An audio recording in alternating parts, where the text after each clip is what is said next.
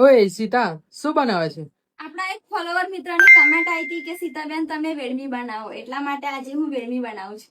અરે વાહ, તો બનાવી લાવો. ઓકે, તો તમે બેસો, હું તમારા માટે બનાવી લાવું. ઓકે. તો મિત્રો, વેડમી બનાવવા માટે સૌપ્રથમ એક કુકર લઈ ગેસ ઓન કરી તેમાં થોડું પાણી એડ કરી લઈશું. પાણી ગરમ થાય એટલે તેમાં તુવેરની દાળ એડ કરી લઈશું અને અડધી ચમચી મીઠું એડ કરી તેને બફાવા માટે મૂકી દઈશું. તો તમે જોઈ શકો છો, સરસ રીતે તુવેરની દાળ બફાઈ ગઈ છે. હવે તેને એક વાટકામાં કાઢી લઈશું. હવે એક કઢાઈ લઈ ગેસ ઓન કરી તેમાં 3 ચમચી જેટલું તેલ એડ કરી લઈશું. ત્યારબાદ તેમાં બાફેલી તુવેરની દાળ એડ કરી લઈશું અને થોડો છીનેલો ગોળ એડ કરી લઈશું અને તેને બરોબર રીતે મિક્સ કરી લઈશું, જેથી ગોળ સારી રીતે ઓગળી જાય. તો મિત્રો, તેને બરોબર રીતે હલાવતું રહેવાનું છે, જેથી ગોળ સરસ રીતે ઓગળી જાય અને તેનું સરસ રીતે મિશ્રણ બનીને તૈયાર થઈ જાય. હવે આપણે તેને એક વાટકામાં કાઢી લઈશું.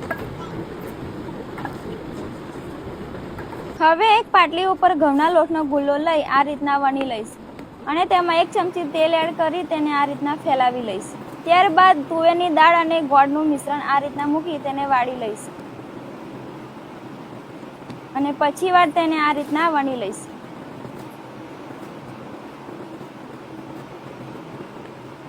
રોટલી સારી રીતે વણાઈ જાય એટલે તેને એક ડીશમાં મૂકી દઈશું. બાકીની રોટલી પણ આ રીતના વણીને બનાવી લઈશું.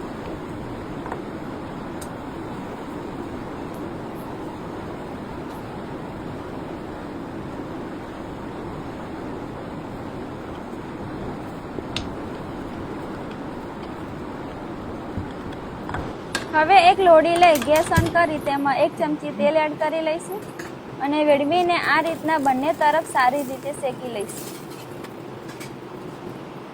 તો મિત્રો, વેડમીને બંને તરફ તેલ લગાવી લોડી ઉપર તેને બરોબર રીતે શેકાવા દઈશું.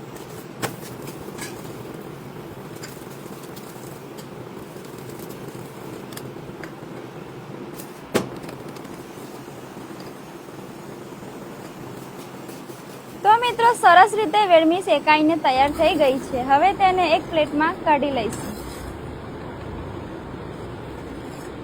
તો મિત્રો, સરસ મજાની મહારાષ્ટ્રની ફેમસ પૂરણપોળી એટલે કે વેડમી ખાવા માટે તૈયાર છે. અરે વાહ, થેન્ક